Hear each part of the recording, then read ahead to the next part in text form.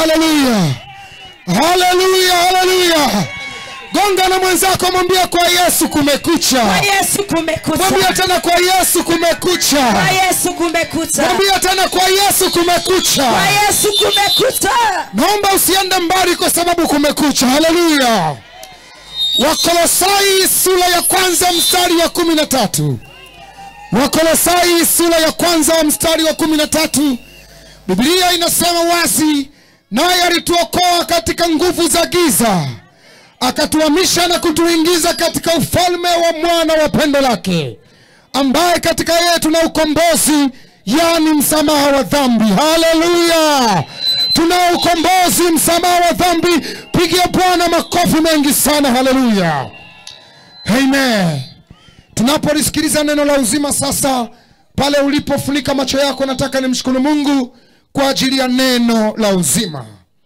Baba, katika jina la Yesu Kristo wa Nazareti aliye hai, asante Bwana kwa rehema na fadhili zako ambazo Mungu umetupa tena watoto wako, kwa maana ulituokoa ukatukomboa katika nguvu za giza, umetuingiza katika ufalme wa mwana wa pendo lako, ambaye katika yeye tuna ukombozi, yani msamaha wa dhambi. Tunajiweka thabiti sasa kwa ajili ya neno lako. Sema nasi, tufundishe, tuonye, utufungue, utuelekeze, utuambie tupasayo, katika jina la Yesu Kristo wa Nazareti aliye hai. Kila mwenye pumzi aseme amen.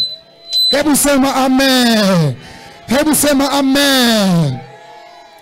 Mungu ametupa neema tena leo tunapolisikia neno la uzima, na baadaye kumsifu Mungu kuko pale pale. Haleluya. Mwambie mwenzako kuko pale pale.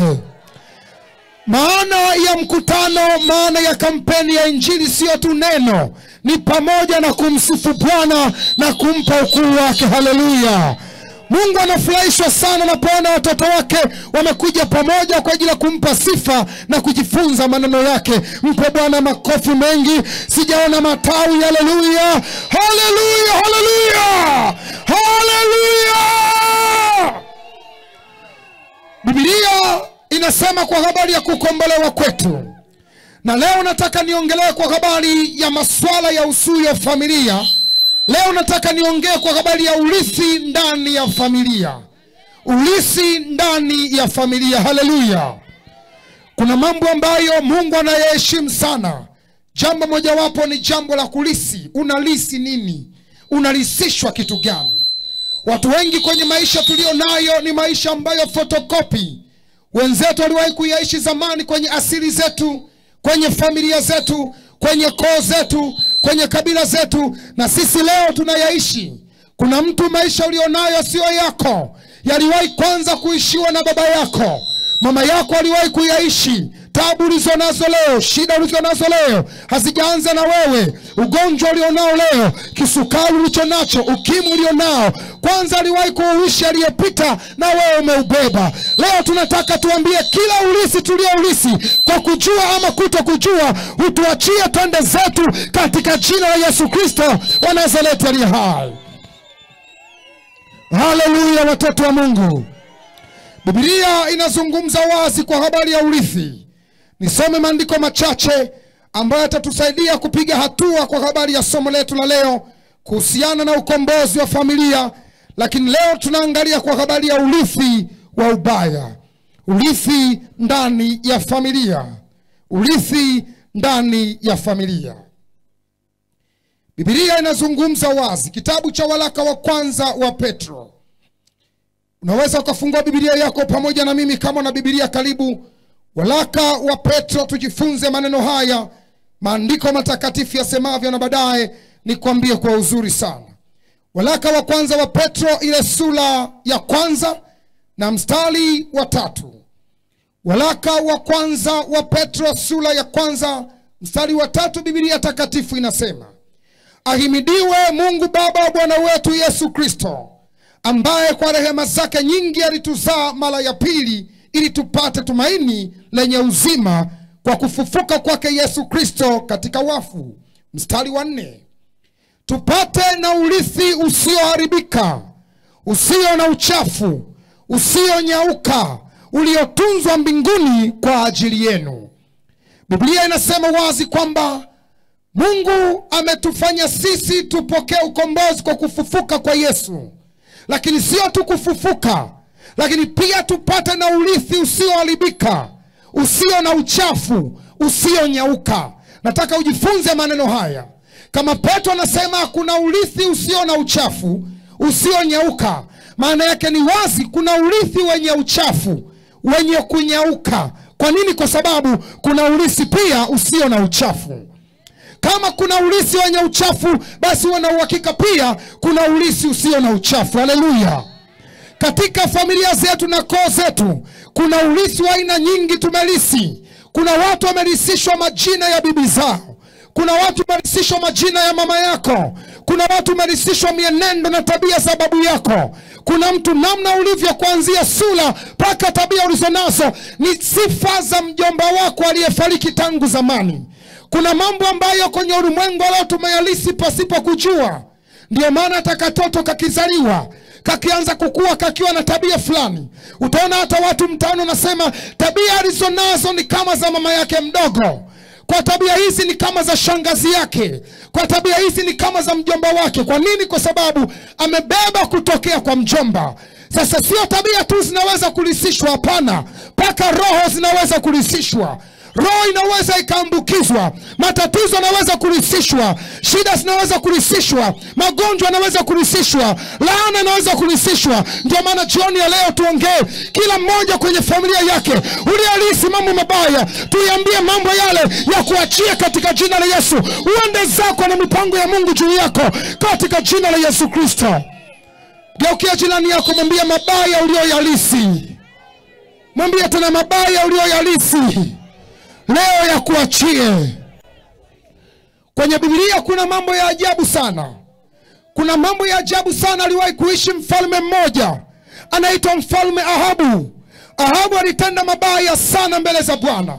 Ahabu aliwakosesha wana wa Israeli mpaka Mungu alipotengeneza mkakati wa kumwangamiza mfalme Ahabu. Ikafika wakati kizazi cha Ahabu kikapita, akaja kuzaliwa mtoto anaitwa Ahazia. Ahazia naye akatawala kama babu yake Ahabu alivyotawala. Biblia inasema wazi, Ahazia akafanya mambo mabaya machoni pa Bwana, akayafanya yaliyo mabaya. Akaziendea njia za baba yake. Maana yake ni nini? Akayafanya kama yale ambayo baba yake aliyafanya. Kuna watu maisha mlionayo ni fotokopi ya baba zenu. Kuna watu hali mlizonazo ni kama mama yako aliwahi kuishi. Leo hii unaishi wewe, sio wa kwanza. Tuiambie mambo yale yote. Mama ameshapita, babu ameshapita. Babu ni babu na mimi ni mimi. Mambo yote ya babu achana nayo leo katika jina la Yesu Kristo wa Nazareti aliye hai. Haleluya, kanisa la Bwana. Yandala basaka ribosaya. Shangilia Bwana kwa makofi. Para bosaka ribosa. Haleluya, haleluya. Wakati mwingine kwenye maisha yetu tumekuwa na mazingira magumu sana ya kimapato. Tumekuwa na mazingira magumu sana ya kimahusiano. Ndoa zieleweki. Shida tupu zimetushika. Utakuja kuona watu wengi ambao wamezalia nyumbani pasipo kuolewa. Ukichunguza sio yeye wa kwanza. Hata mama alianza vile, hata bibi alianza vile. Kwa hiyo tatizo linashuka kutokea kwa bibi, linakuja kwa mama, linakuja kwa mtoto. Kama lijashughulikiwa litashuka mpaka kwa wajukuu. Leo tuambia inatosha, yabakia kule kule katika jina la Yesu Kristo. Haleluya, kanisa la Mungu. Biblia inasema wazi tupate na urithi usio na uchafu, usionyauka, uliotunzwa mbinguni. Haleluya. Kuna urithi umetunzwa mbinguni jamani. Kuna urithi umetunzwa mbinguni. Haleluya. Wakati mwingine makanisani tumekuwa tukisumbua wachungaji, tumekuwa tukisumbua wainjilisti, tumesumbua walimu wa neno la uzima, kuona kwamba shida ambazo tunaombewa sana hazijawahi kuisha.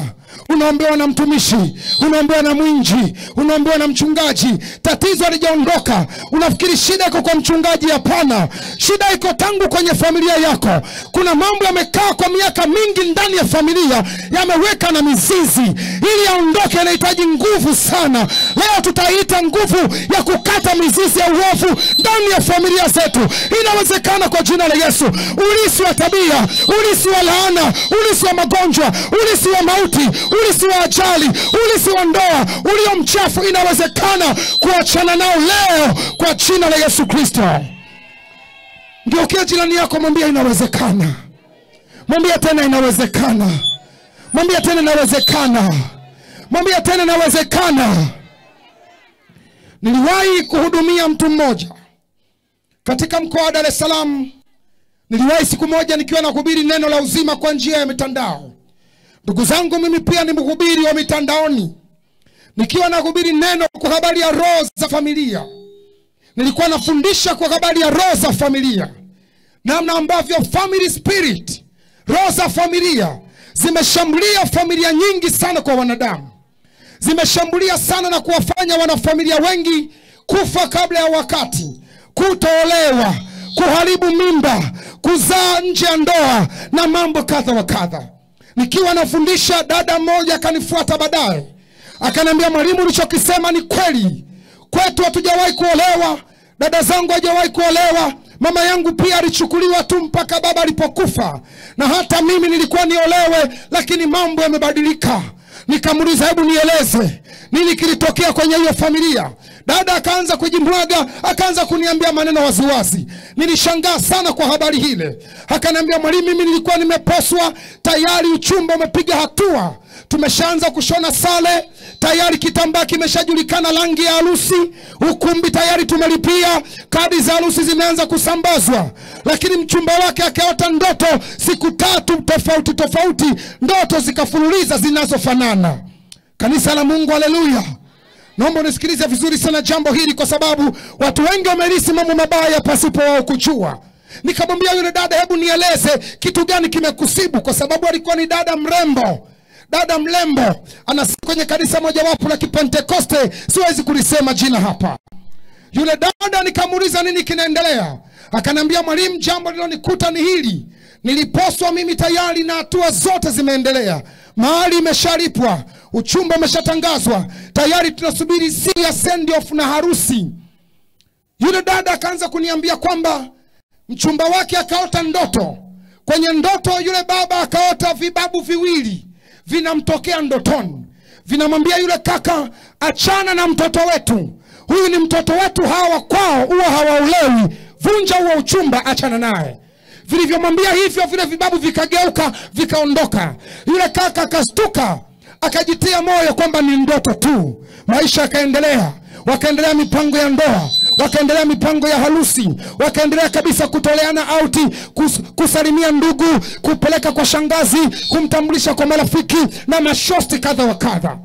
Mara ya pili yule kaka akaota ndoto tena, vibabu vile vile viwili vikaja kwenye ndoto, vikamwambia, tumerudi mara ya pili tena, huyu mtoto wetu, huyu binti yetu, wao huwa hawaolewi, achana naye, vunja huo uchumba mara moja. Vikaondoka. Yule kaka akaamka, akajua ni ndoto kama za siku zote, akajitia moyo ni ndoto. Maisha yakaendelea tena, wakafanya na send off. Sasa wanasubiri harusi, ni wiki moja tu imebakia ili wafunge ndoa kanisani, yule dada aolewe. Yule kaka akaota ndoto tena, vibabu vile vile vikaja mara ya 3, vikamwambia, tumerudi mara ya 3, tukirudi tena tutosema na wewe, hii ni mara ya mwisho, tunakuonya, achana na mtoto wetu, tutakuharibu vibaya. Yule kaka akastuka, akatoka kwenye ndoto, akasema, sasa hii iko serious sana.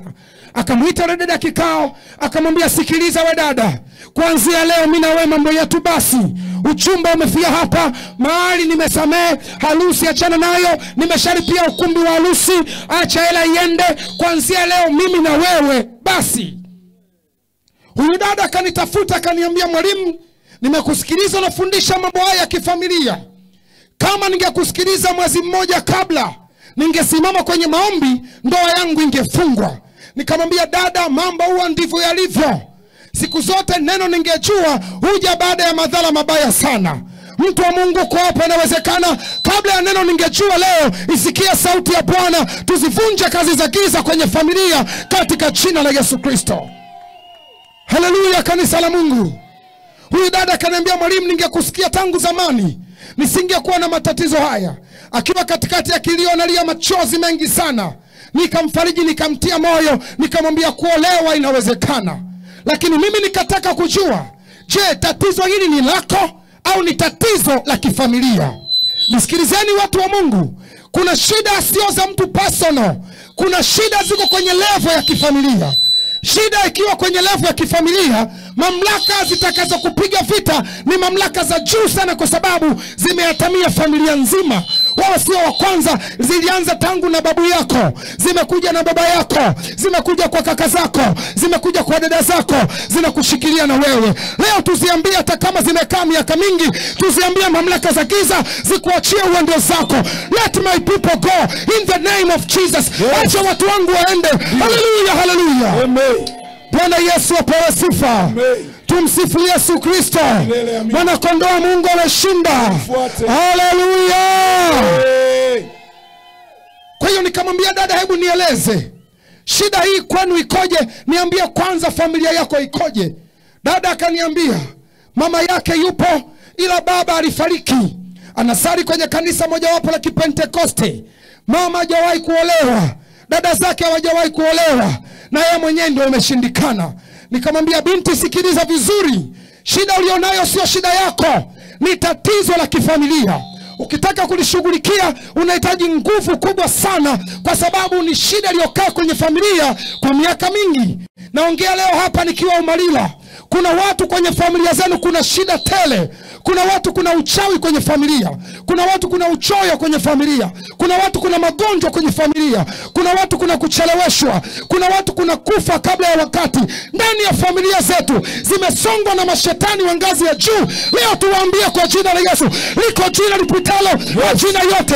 Tuiambie mapepo yote ya kuachia uendo na kutakiwa kwenda katika jina la Yesu Kristo. Kila mwenye hatima jifunge mkanda leo, uende kwenye hatima yako aliyokupa Bwana. Karabosaka. Hallelujah, hallelujah. Amen. Mwambie jirani yako, kwenda kwenye hatima inawezekana. Kwenda kwenye hatima inawezekana. Mwambie tena, kwenda kwenye hatima inawezekana. Kwenda kwenye hatima inawezekana. Hata kama umekufunga miaka mingi, mimi leo nakutangazia, leo natoa tangazo moja, leo nayafungulia mageti. Kila aliyezuia miaka mingi, anza safari ya hatima yako. Kila uliyepigwa vita miaka mingi, anza safari ya hatima yako. Karabosaka. Anza safari ya hatima yako. Hebu kila mmoja simame pale alipo. Simama pale ulipo. Simama pale ulipo. Simama pale ulipo. Simama pale ulipo. Hebu lukaluka namna hii ukisema, na ianza safari, na ianza safari. Rakapa sanda peria bosaka. Inawezekana. Gonga na jirani yako, mwambie inawezekana. Inawezekana. Gonga na jirani yako, mwambie inawezekana. Inawezekana. Gonga hapa, inawezekana. Inawezekana. Gonga hapa, inawezekana. Inawezekana. Kwenda kwenye hatima inawezekana. Inawezekana kwa jina la Yesu Kristo. Leo natamka kutokea madhabahuni, kila uliyezuiwa na mapepo wa kuachia leo. Mama uliyezuiwa uzao, dada uliyezuiwa ndoa, leo uachiliwe, uende kwenye hatima yako kwa jina la Yesu Kristo. Hallelujah, hallelujah. Amen. Hallelujah, hallelujah. Amen. Mwangalie jirani yako usoni, mwambie, una shida yote ya kifamilia? Muulize, una shida ya kifamilia? Familia yako iko sawa? Familia yako iko sawa? Familia yako ina matatizo? Familia yako ina matatizo? Leo tutengeneze. Ukiwa umesimama, kuna watu ambao yeye hata afanyeje, hata ufanyeje, huwezi kutoka kwenye shida fulani ambayo uko nayo. Kuna watu vita zenu sio vita ya nje, ni vita ya ndani. Unaweza ukakaa ukaona kuna vitu vinatembea ndani ya mwili, ni kana kwamba kuna kitu kinatoka kichwani kinashuka chini. Mwingine unasikia tumboni kuna vitu vinazunguka, mwingine kifuani, mwingine. Kila mmoja na matatizo tofauti tofauti kulingana na familia yake. Kuna watu wamerithi magonjwa, kuna watu wamerithi pumu, kuna watu wamerithi kisukari, kuna watu wamerithi tabia, kuna watu wamerithi kuzaa nje ya ndoa. Wao sio wa kwanza, waliwahi kuwepo kwenye Biblia. Nikupe ushahidi wa kimaandiko. Kwa mfano, Ibrahimu alikuwa na mkewe anaitwa Sara. Sara alikuwa tasa. Baadaye Sara akamwambia Ibrahimu haingie kwa kwenye kijakazi Hajiri ili wapate mtoto. Akaingia kwa Hajiri, akazaliwa Ishmaeli. Ukitoka Ibrahimu, mtoto wake Isaka, njoo kwa mjukuu yake Yakobo. Yakobo akawa na mke wake aliitwa Lecho. Lecho alikuwa tasa. Akamwambia mumewe, tafadhali ingia kwa kijakazi Bilha unizalie mwana. Kwa hiyo kosa lilolifanya baba likemluka mtoto, likampata mjukuu. Inawezekana nisikia saa hii kuna maisha yanayoishi ambayo baba yako hakuwa nayo, lakini babu alikuwa nayo. Yamemluka baba, yamekufuata wewe. Umelisi kutokea kwa babu yako, weza kwa kupewa jina ama kwa tabia. Leo tukatae katika jina la Yesu. Ya babu ni ya babu na wewe ni wewe. Baba ni baba na wewe ni wewe. Katika jina la Yesu Kristo wa Nazareti aliye hai. Amen. Gonga na mwenzako, mwambie leo kitaeleweka. Mwambie leo kitaeleweka. Mwambie tena leo kila ulisi wa uchafu na uvua kwa damu ya Yesu. Kila mmoja pale ulipo naomba usimame. Nataka kuomba kwa ajili ya watu. Naomba usimame kila mmoja pale ulipo. Simama kwa imani kubwa sana. Kuna wakati ambao inawezekana umeishi kwenye maisha magumu sana, mpaka maneno tunayoyasema unayaona kama hayana thamani. Simama kila mmoja pale ulipo. Sogea mbele kidogo. Njoo mbele kidogo. Nataka niombe na watu kadha wa kadha leo. Leo ni fukua. Naomba watu wa Mungu, kama itawezekana, mnipangie watendakazi, nisaidieni kama kuna watendakazi. Panga watu vizuri. Nataka kila mmoja akiwezekana nimwekee mkono. Kama kuna urithi wa watu wamerisishwa pasipo kujua. Kwa sababu kuna watu mliwahi kuota ndoto, mmerisishwa kwa njia ya ndoto. Kupitia ndoto mmealisi matatizo. Nataka niombe mtu wa Mungu hata na wewe. Nataka niombe hata na wewe. Sogea. Nataka niombe hata na wewe. Sogea. Tumishi wa Bwana uliye kwenye mnala, nataka pia nikuombee hata wewe. Sogea. Njoo tu nikuombee. Sogea hivyo. Hatuko hapa kukubadilisha dini. Hapana. Sogea. Tuko hapa kuyaondoa yale mabaya uliyoyabeba. Ndio. Naomba mnisaidie tafadhali, kuwe na distance kutokea mstari huu. Nataka nipite kwenye mistari yote ili kuwagusa watu wa Mungu. Haleluya. Amen. Amekuja ili tuwe na uzima kisha tuwe nao tele. Hajaja ili tuteseke. Hajaja ili tulisi magonjwa. Hajaja ili tulisi mambo ya kuzaa nyumbani pasipo kuolewa. Hajaja ili tufe kabla ya wakati. Amekuja ili tuwe na uzima kisha tuwe nao tele. Haleluya. Amen. Pale ulipo tafadhali, naomba waimbaji wachache tutakoshika microphone. Naomba waimbaji tafadhali washike mic. Nataka tuimbe wimbo huu wa kuabudu. Na pia kama kuna wagonjwa ambao wewe unajiona kabisa mambo ulionayo sio yako. Kama kuna mtu uko hapa unajiona kabisa tabia ulizonazo, hali ulionayo ni kama ya mama. Mama amezaa nje ya ndoa. Amefungwa na vifungo vya familia. Hata wewe amekupata yale. Kuna mtu ambaye unajua kabisa hata mwaka huu ukiisha ni kwa neema za Mungu nitakufa muda wowote. Nataka niombe na watu hao. Kuna mtu ambaye umetumia nguvu kubwa sana kutafuta mafanikio, hujawahi kutoboa. Kuna mtu ambaye uko hapo unanisikia. Tafadhali microphone. Naomba mnisaidie microphone. Hii speaker tafadhali ikiwezekana ielekezee kule. Tuna watu katikati yetu ambao maisha yenu unajiona kabisa kwamba mimi sio wa hivi. Unajiona ndani, wewe unajiona ndani kwamba mimi sio wa hivi, lakini ndio hivyo ilivyo. Kuna mtu maisha ulionayo hata kukaa hapa Umalila unajiona kabisa hapana, mimi sijakaa kiumalila. Kuna mahala naelekea. Hiyo ni sauti ya Mungu. Mungu anajaribu kukukumbusha wewe sio Watukuyu, wewe sio Wakiela. Hapana, unatakiwa kwenda Arusha kwa ajili ya kufanya biashara. Nimekuleta duniani kuwa mfanya biashara, lakini roho za familia zimekushika kwenye vifungo vya familia, zimekuweka kijijini. Leo mimi nafungulia milango. Kila aliyezuiwa ataianza safari leo ya kwenda na kutotakiwa kwenda katika jina la Yesu Kristo. Hata kama ni mtumishi wa Mungu, mwimbaji, unajiona kabisa viwango vyangu sio vya hivi. Kuna mahala natakiwa kufika kwenye uimbaji, lakini mpaka leo hauna nafasi yoyote. Hebu funika macho yako pale ulipo. Kwanza niwasaidie watu wachache.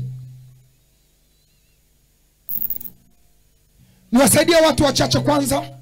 Kama uko hapa unataka kutengeneza na Yesu, tusitoe nafasi hii, tusinyime watu nafasi hii. Kama unataka kuokoka, pale pale tulipo, nyosha mkono pale pale ulipo. Unataka kumpokea Yesu kuwa Bwana na Mwokozi wa maisha yako, nyosha mkono wako juu pale pale ulipo. Ninaomba baba zangu wachungaji, tukipata nafasi ya kukaa nyuma kwa ajili ya kulitunza kundi na kuwasaidia watu wa Mungu, viongozi wa kiroho pamoja na wachungaji, nisaidie kufanya hivyo kwa ajili ya kupita na kuwekea pia mikono watu wa Mungu tutakapokuwa tukiomba. Nataka tuombe na watu wote na Mungu anipe neema. Nataka nipite mstari kwa mstari. Haleluya. Amen. Kila mmoja funika macho yako, nyosha mkono juu namna hii. Sema maneno haya. Sema maneno haya. Usimtazame jirani yako. Kila mmoja azingatie mwenyewe. Sema Baba Mungu wa mbinguni. Baba Mungu wa mbinguni. Katika jina la Yesu. Katika jina la Yesu. Jioni ya leo ninakuja mbele zako. Nimelisikia neno lako kwa habari ya ulisi ulio mbaya katika familia. Baba wa milele, kwa damu ya Yesu, kwa jina la Yesu, kuanzia leo kila ulisi ndani ya familia walionilisisha pasipo mimi kujua, kwa njia ya ndoto, kwa njia ya chakula, kwa njia ya maneno, kwa damu ya Yesu leo ninaukataa kwa jina la Yesu. Ninaukataa ulisi wa uchafu, ninaukataa kwa damu ya Yesu, ninaukataa kwa jina la Yesu. Bwana Yesu, nimepunga mikono yangu hewani mbele zako, ninapunga mikono yangu, unisikie kwa damu ya Yesu Kristo, kwa jina la Yesu Kristo wa Nazareti aliye hai. Funika macho, nyosha mkono juu. Ninapoomba, kuna mambo haya utayaona. Kuna mtu utahisi mwilini mwako kuna vitu vinatetemeka. Kuna mtu utahisi kuna vitu vinapanda na kushuka. Kuna mtu utahisi kupiga miayo. Kuna mtu utaona unapiga miayo sana. Usiogope. Funika macho yako, nyosha mkono juu. Nataka niombe mbele za Bwana sasa. Ninaamuru kwa mamlaka ya jina la Yesu Kristo. Yes. Kwa damu ya Yesu Kristo. Katika jina la Yesu. Kwa damu ya Yesu Kristo. Katika jina la Yesu. Naomba kuwe kimya. Naomba kuwe kimya. Naomba kuwe kimya. Nyosha mkono juu. Kuna watu Roho Mtakatifu kuwahudumia jioni ya leo. Imetosha sasa kukaa kwenye vifungo vya familia. Ninaagiza kuanzia sasa, kwa mamlaka ya jina la Yesu Kristo wa Nazareti aliye hai, kwa damu ya msalaba, enyi mapepo wachafu, enyi roho za urisi, roho za familia, enyi mashetani wa ukoo mliokaa ndani ya watu hawa, kwa mamlaka ya jina la Yesu, kwa damu ya Yesu Kristo wa Nazareti aliye hai, kuanzia leo ninawaagiza, achia maisha ya mtu huyo aliyenyosha mikono juu, ajiachilia mbele za Bwana.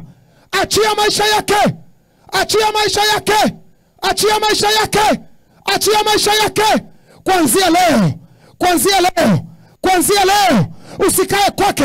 Ewe pepo unazunguka ndani ya tumbo lake, achia kuanzia sasa. Achia na kuapisha, achia na kuapisha, achia, achia, achia. Moto wa Mungu kwenye tumbo lake, moto wa Mungu kwa jina la Yesu, moto, fire. Naomba mtendakazi mmoja. Watendakazi, shitukeni na nyinyi, mnashtuka. Watendakazi wanajitambua. Naomba watendakazi, kama mtendakazi uko hapa, sogea hapa, msaidie huyu mtu.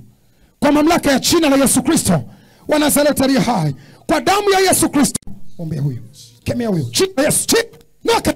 Mwache kuanzia leo. Hauna nafasi kukaa kwake. Hauna nafasi kwa mamlaka ya jina la Yesu Kristo.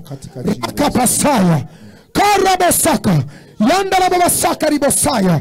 Kila mmoja tulia kimya, nyosha mikono yako juu mbele za Bwana. Roho Mtakatifu anafanya kazi katikati ya shamba lake. Rupa sandara babasaka.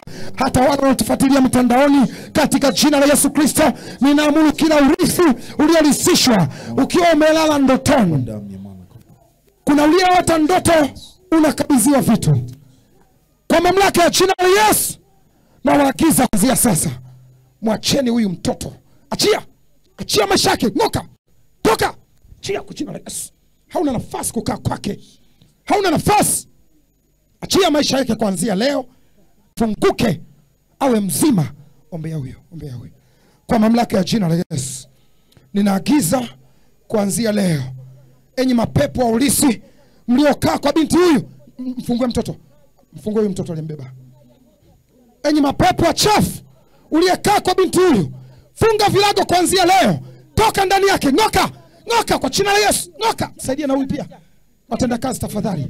Saidia huyo. Raka pasanda na babasaya. Ripoko posando.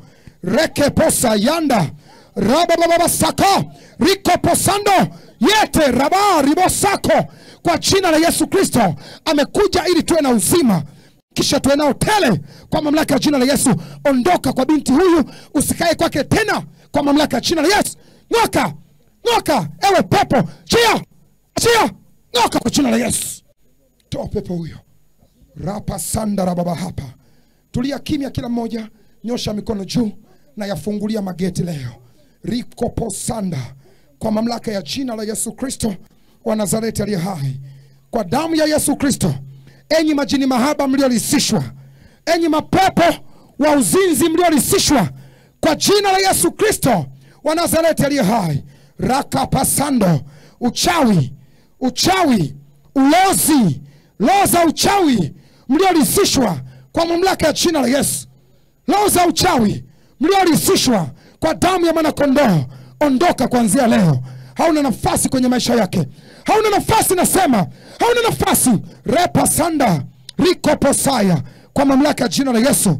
Acheni aende kwenye wito, acheni aende kwenye kazi, acheni aende kwenye wito wake, acheni aende kwenye hatima yake. Na yafungulia malango ya hatima leo. Nafungua malango ya hatima leo. Rapa paya baba sako, rinda na mama saka ribosa. Nafungua malango ya hatima katika jina la Yesu Kristo wa Nazareti aliye hai. Nafungua malango ya hatima. Funguka, funguka. Funguka, funguka, funguka kwa jina la Yesu. Funguka, ndio, ndio, ndio. Na yaona malango yanafunguka. Malango yanafunguka kwako dada. Pokea, pokea, pokea kupenya. Pokea kuvuka, pokea kuvuka katika jina la Yesu. Hawatakuzuia tena. Funika macho, nyosha mkono juu kila mmoja. Kuna operation kubwa sana hapa. Roho Mtakatifu anaiendesha mwenyewe. Rapa sanda, karabo saka, randa rababasaya. Saa imefika. Saa imefika. Saa imefika. Saa imefika. Saa imefika.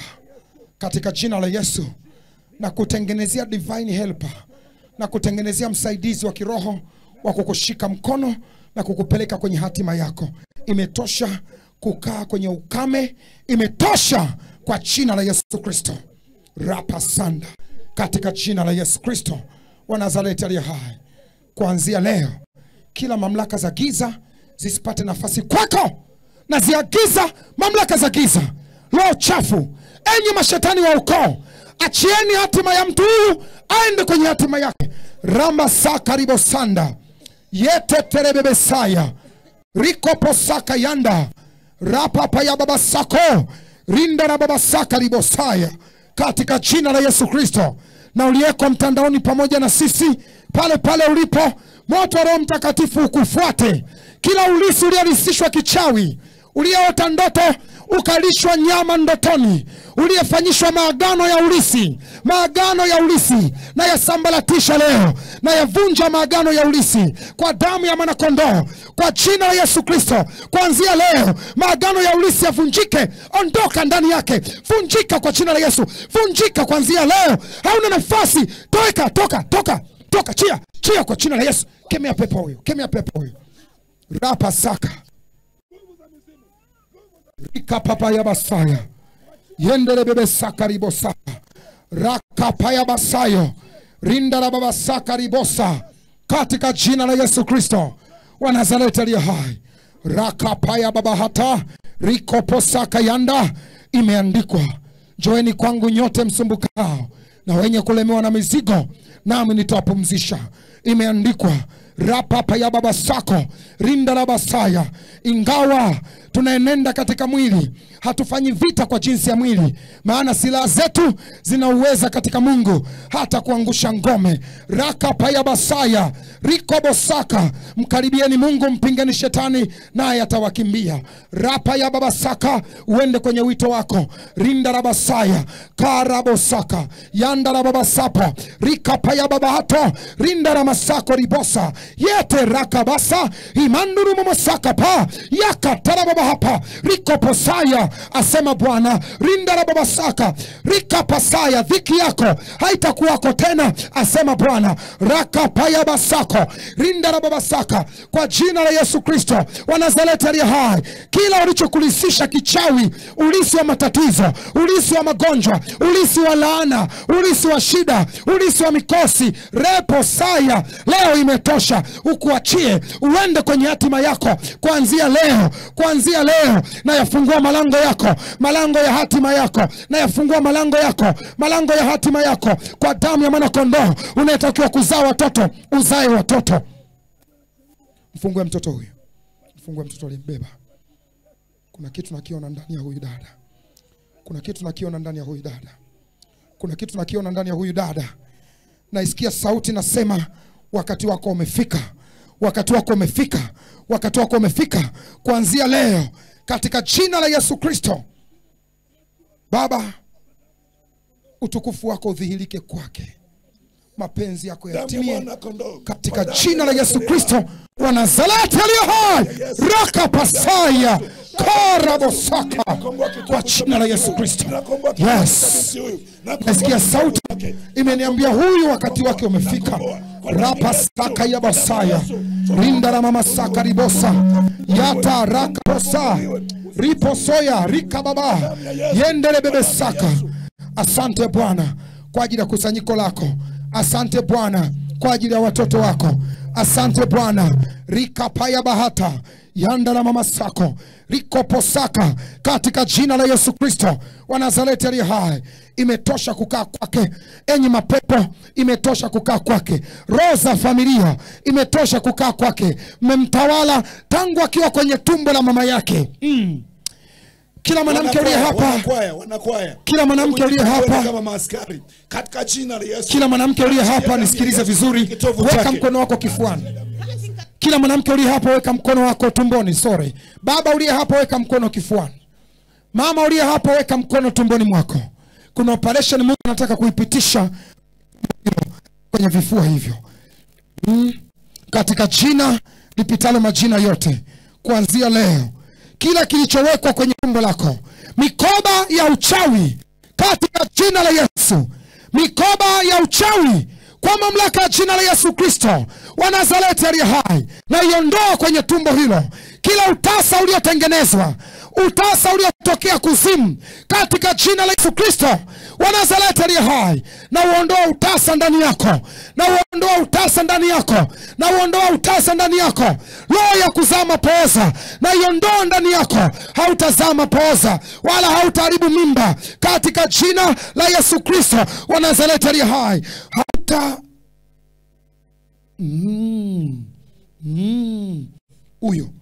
Huyo anafunguliwa leo. Saa yake imefika, asema Bwana. Saa yako imefika binti, asema Bwana. Raka paya baba hata, kwa jina la Yesu Kristo wa Nazareti aliye hai.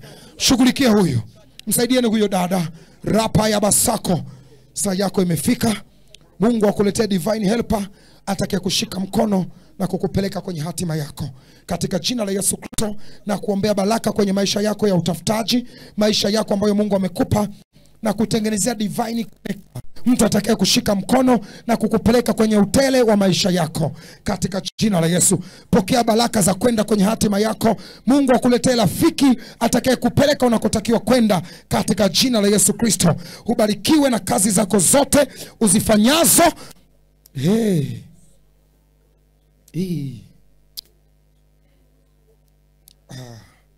Kila kilichopandwa ndani yako binti, na kiondoa kuanzia sasa. Moto wa Mungu kuanzia utosini mpaka kwenye uwayo wa mguu. Moto, fire, fire, moto, kwa jina la Yesu Kristo. Wa Nazareti aliye hai, msaidia huyo. Kwa mamlaka ya jina la Yesu. Kuanzia leo. Kuanzia leo. Kila mamlaka za giza ndani yako ziondoke, zikuachie. Watendakazi msaidieni huyo mtu. Napindua hizo madhabahu. Napindua hizo madhabahu za ukoo. Napindua hizo madhabahu. Kila mmoja atulie, tufunika macho yako. Usiwe na kelele yoyote, tulia tu. Tulia, kila mmoja funika macho. Kwa mamlaka ya jina la Yesu. Mungu akupe hatima ya maisha yako. Mungu akulete mtu atakaye kushika. Nipe mkono wako. Funika macho. Funika macho. Saa imefika, asema Bwana. Ni wakati wako sasa wa kuchanua binti. Kuanzia leo na ifungua, na uona mlango umefungwa sana, na ufungua mlango wako. Na ufungua mlango wako, funguka kwa jina la Yesu Kristo. Na uona mlango uliofungwa sana, umefungwa na makomeo mazito. Leo na ufungua kuanzia leo. Ufunguke kwa jina la Yesu. Msaidieni huyu. Watendakazi msaidieni huyu dada. Amefungiwa mlango sana huo. Naomba utulie. Na yaona makomeo ya watu. Oh, haleluya. Hey, mfungue mtoto huyo, mfungue mtoto huyo. Na yaona makomeo yaliyofungwa miaka mingi sana ili watu wasitoke. Leo unatoka, asema Bwana. Imetosha kukaa kwenye vifungo vyao. Imetosha, asema Bwana. Imetosha, asema Bwana. Imetosha. Karabosaka. Yanda babasaya. Imetosha. Rekeposaya. Yes. Ndio. Watendakazi saidieni watu hao. Ni watu wa Mungu kabisa. Mungu amewakusudia wafunguliwe leo. Rapapa ya baba hata. Rinda na mama saka ribosa. Kwa damu ya mwana kondoo. Katika jina la Yesu Kristo wa Nazareti aliye hai. Na weka wakfu njia zako za mafanikio. Kila mahala palipoharibika na patengeneza jioni ya leo. Katika jina la Yesu Kristo wa Nazareti aliye hai. Rapa saya. Moto! Fire! Moto! Moto! Moto kwa jina la Yesu. Moto kwa damu ya Yesu Kristo. Saidieni katoto waka. Kila mmoja pale ulipo, hebu nyosha mikono yako juu sana. Nyosha mikono juu sana pale ulipo. Nyosha mikono juu sana. Funika macho, alafu acha mimi niombe. Funika macho, acha mimi niombe. Umeona leo Mungu amejidhihirisha kabisa. Kuna watu ambao milango yenu ya maisha fungwa na makomeo. Nataka niombe kwa ajili yako. Na yoyote uliye na sisi kwa njia ya mtandao, I want to command all demonic affiliation. Kila mahusiano ya kipepo ya kuachia leo katika jina la Yesu. Nyosha mikono juu sana, ishara ya kusalenda kwa Bwana Yesu. Funika macho yako. Katika jina la Yesu Kristo wa Nazareti aliye hai. Baba wa mbinguni, ninasambaza malaika watakatifu. Mashariki, kaskazini, magharibi na kusini. Malaika msambae. Na kila malaika achukua nafasi yake. Katika jina la Yesu aliyenyosha mikono. Ewe pepo mchafu uliyekuwa ndani ya mtu huyo, unayemwingia na kutoka, uliyekaa kifuani kwake, uliyekaa tumboni kwake, uliyekaa kichwani kwake, uliyekaa kwenye mikono, ewe pepo mchafu uliyekaa kwenye kitovu, kuanzia sasa ondoka, ondoka, ondoka, ondoka, ondoka, ondoka kwa jina la Yesu. Naamuru damu ya Yesu, naamuru moto wa Mungu uwake kwenye mikono hiyo. Punga mikono yako hewani. Moto wa Mungu uwake kwenye mikono hiyo. Moto wa Mungu uwake kwenye mikono hiyo. Moto wa Mungu uwake kwenye mikono hiyo. Yandara baba saka ribosaya. Moto wa Mungu uwake kwenye mikono hiyo. Yes, ndio. Endelea kupunga pale ulipo. Rapo ya baba saka. Moto wa Mungu upite kwenye tumbo lako. Yes. Moto wa Mungu upite kichwani mwako. Moto wa Mungu upite kifuani mwako. Moto wa Mungu upite ndani yako. Moto wa Mungu upite miguuni pako. Ni kwa jina la Yesu Kristo. Mliochukuliwa vitovu vyenu vikapeleka kwa waganga. Mliochukuliwa vitovu vyenu vikapeleka kwa mizimu. Mliochukuliwa vitovu vyenu vikapeleka kwa waganga kienyeji. Kwa damu ya mwana kondoo. Mliochukuliwa nywele zenu za uchangani vikapeleka kwa mizimu. Kwa damu ya mwana kondoo tunaachilia damu ya agano katika jina la Yesu. Amen. Naomba kila mmoja fungua macho yako nitazame mimi. Kuna watu unaambiwa kuwaombea. Kuna mtu ambaye wewe huwa unawaota waliokufa. Huwa unaota waliokufa kwenye asili yako, kwenye jamii yako. Unawaota wafu. wanakuja kusema na wewe. Ni ndoto mbaya sana kwenye maisha yako, kwa sababu kwa kadri unavyokuja kusema na wewe, wanakuingiza kwenye maagano na mapatano. Kuna mazungumzo yanakuzungumzisha. Huwa unamwota mama aliyekufa, babu aliyekufa, bibi aliyekufa, ndugu aliyekufa, nataka kuomba na wewe. Na ndoto hizo zitakatika kuanzia leo, hata kuweka tena kwenye maagano. Ndio. Sogea hapa mbele. Naomba turudi nyuma, na wataka watu hapa. Unaotaga watu waliokufa, sogea hapa. Rudi nyuma. Kuna watu Mungu ameniambia ni watenganishe na maagano mliofanyiwa. Kama kuna mtu aliyefunguliwa na kuna ushuhuda, na muomba huku juu tafadhali. Kama kuna mtu anaweza akashuhudia kilichompata mpaka kufunguliwa, na muomba huku juu. Ushuhuda unawajenga watu. Na kuomba wewe ambaye tafadhali nisaidie kuuliza kama kuna mtu aliyefunguliwa ana ushuhuda wowote ambao anataka kumpa Mungu tukufu, atakuja huku madhabahuni kwa ajili ya kumshuhudia Mungu. Na wataka watu ambao ndoto zako ni za mauti, ni za watu waliokufa, wanakuja kusema na wewe. Wengine unaona unakula nao. Tafadhali sana sogea hapa mbele.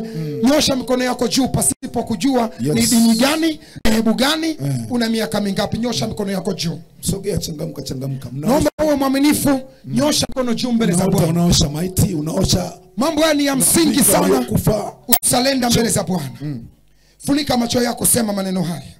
Sema, Baba Mungu wa mbinguni. Baba Mungu wa mbinguni. Sema, Baba Mungu wa mbinguni. Baba Mungu wa mbinguni. Katika jina la Yesu, nimesogea mbele ya madhabahu kwa habari ya ndoto za mauti na waliokufa zamani. Leo ninajitenganisha na kila maagano walioniingiza pasipo mimi kujua. Kwa damu ya Yesu Kristo, maagano ya mauti najitenga katika jina la Yesu. Kuanzia leo, Bwana Yesu, nimenyosha mikono juu. Naomba unioe, unitenganishe na kila maagano ya waliokufa zamani kwa damu ya Yesu Kristo. Nyosha mikono juu, tulia kimya. Na wote tulio nyuma kule, nyosha mikono juu. Inawezekana uko hapo una hizo ndoto za waliokufa, lakini umeogopa kutoka mbele. Ni jambo la kiimani hili, nataka niombe kwa ajili yako. Katika jina la Yesu Kristo wa Nazareti aliye hai, ninatamka kuanzia sasa, aliyenyosha mikono, aliyeungamanishwa na madhabahu za giza, aliyeungamanishwa na roho za mauti, aliyeungamanishwa na maagano ya kifamilia, aliyeungamanishwa na maagano ya kiukoo, kuanzia sasa namtenganisha kwa damu ya Yesu. Namtenganisha kwa damu ya Yesu. Namtenganisha. Enyi mapepo, hamna nafasi kwenye maisha yake. Namtenganisha, namtenganisha, namtenganisha kwa damu ya mwana kondoo. Namtenga na kila kazi za giza, namtenga na kila roho za familia. Atengwe kwa jina la Yesu. Nyosha mikono juu pale ulipo. Anatengwa, anatengwa huyo. Kila maagano aliyokuingiza dada, na kuchomoa kwenye maagano hayo, na kuvua vazi la kuagana nao, vazi la makubaliano, na ling'oa katika jina la Yesu. Nyosha mikono juu. Baba uliye hapa, uliyefungamanishwa na agano la ndoa ya kuzimu. Mwanamke uliye hapa, uliyefungamanishwa na agano la ndoa la kuzimu, na kutenga na hilo agano, na kunja hilo agano katika jina la Yesu Kristo wa Nazareti aliye hai. Kila agano alilokuweka ninalivunja leo kwa damu ya Yesu Kristo. Tuseme wote maneno haya. Sema, Baba Mungu wa mbinguni, Baba Mungu wa mbinguni, asante kwa neema ulionipa jioni ya leo. Asante kwa neno lako, nimelipokea. Nisaidie Bwana kufika kwenye hatima yangu katika jina la Yesu. Amen. Shangilie Bwana kwa makofi. Shangilie Bwana kwa makofi. Karibu mtu wa Mungu, wakati pia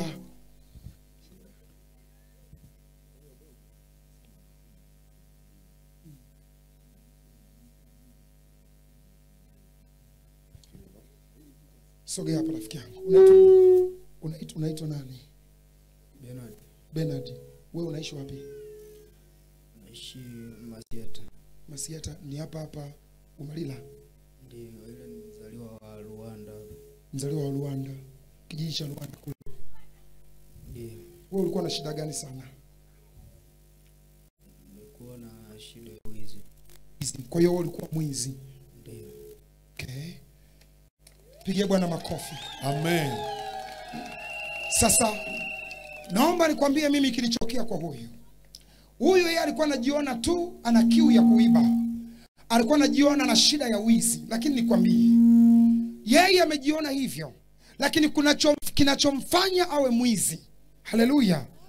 Kuna watu ambao wana tabia ambao hata wenyewe hawazitaki. Sio wewe. Kuna roho chafu sana kwenye familia yako, zina kazi ya kukuingia wewe na kukusukuma kwenda kutamani kuiba. Utakapoiba ukimaliza, ile roho inakuachia.